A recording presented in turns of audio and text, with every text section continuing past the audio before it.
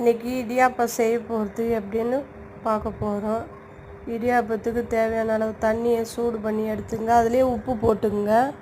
அப்புறம் பச்சை அரிசி மாவு உங்களுக்கு எவ்வளோ தேவையோ, எனக்கு 2 கைப்பிடி அளவு தேவை, அந்த அளவு நான் போட்டுக்கினேன்.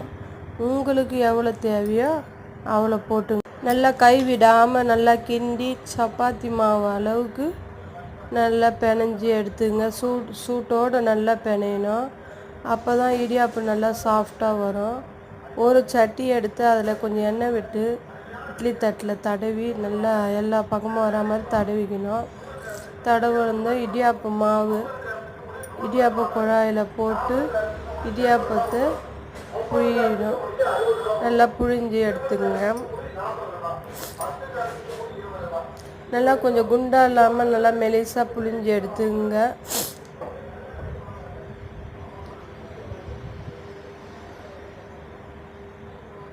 புழிஞ்சதுக்கப்புறம் இதுக்கு முன்னாடியே நான் சட்டியில் கொஞ்சம் தண்ணி சூடு பண்ண வச்சுருக்கேன். அந்த சட்டியிலே இந்த தட்டை எடுத்து போயிட்டு அதில் வைங்க. வச்சவுடன் ஒரு 5 நிமிஷம் நல்லா இடியாப்பம் நல்லா வெந்தவுடன் இடியாப்பம் இப்போ நல்லா சூடாக ரெடி ஆகிடுங்க. அவ்வளோதாங்க, இடியாப்பம் ஈஸியாக ரெடி ஆகிடுச்சு. இன்றைக்கி பசங்களுக்கு ஸ்கூல் லீவு, ஸ்நாக்ஸ் நல்லா காலைல டிஃபன் இதாங்க. எங்கள் நம்பரை சப்ஸ்கிரைப் பண்ணாங்க, சப்ஸ்கிரைப் பண்ணுங்க. டாட்டா பாய்ங்க. இதுக்கு குருமா இடியாப்பம் சால்னாங்க.